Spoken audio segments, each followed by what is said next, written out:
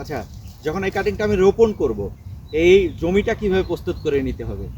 হ্যাঁ, জমি প্রস্তুতের বিষয়টা হচ্ছে অন্যান্য ফসল চাষাবাদের মতোই আপনার জমিটাতে পর্যাপ্ত পরিমাণ এমওপি, টিএসপি, ইউরিয়া, আপনার জৈব সার এগুলো দিয়ে জমিটাকে চাষাবাদ করে নিতে হবে।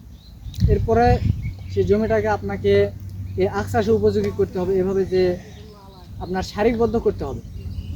৪৫ ইঞ্চি দূর দূর উত্তর থেকে দক্ষিণ দিকে লম্বা করে আপনাকে সারি তৈরি করতে হবে, অর্থাৎ নালা বা ড্রেন তৈরি করে নিতে হবে। এই ড্রেনের মাঝখানে কাটিংগুলো লাগা দিলে সেখান থেকে গাছ হবে। আচ্ছা, আপনি গাছটা রোপণ করে দিলেন। রোপণ করার পরে কতদিন পর সেচ, তারপর সার দিতে হবে? হ্যাঁ, সেচ ব্যবস্থা যেটা বলছেন আপনি, এটা অনেকের জানা প্রয়োজন। তো সেচ ব্যবস্থা হচ্ছে আপনার মাটি, আপনার জমির মাটিটা কি পরিমাণ পানি চাচ্ছে, তার পানির চাহিদাটা কীরকম, এটা আপনাকে অনুধাবন করতে হবে। তো সকল ফসলের ক্ষেত্রে যেরকম পানির প্রয়োজন হয়, এই আখ চাষের ক্ষেত্রেও পর্যাপ্ত পানির প্রয়োজন হয়, সেটা আপনাকে মাটি দেখে বুঝতে হবে।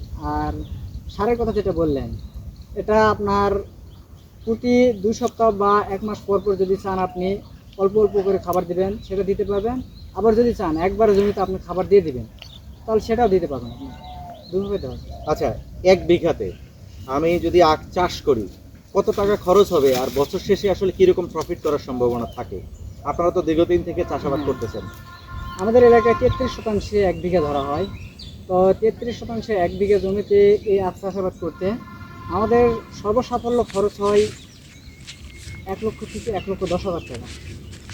আর এখান থেকে আমরা আখ উৎপন্ন করতে পারি 10,000 পিস এবং কিছু ছাদ বাড়াই, সেটা আমরা ধরি না। আমরা 10,000 পিস যদি ধরি, সেখান থেকে আমরা পাইকারি, বর্তমান বাজার চলছে সেখানে 50 টাকা, তো পাইকারি বিক্রি করে আমরা 5 লক্ষ টাকা বিক্রি করতে পারতেছি।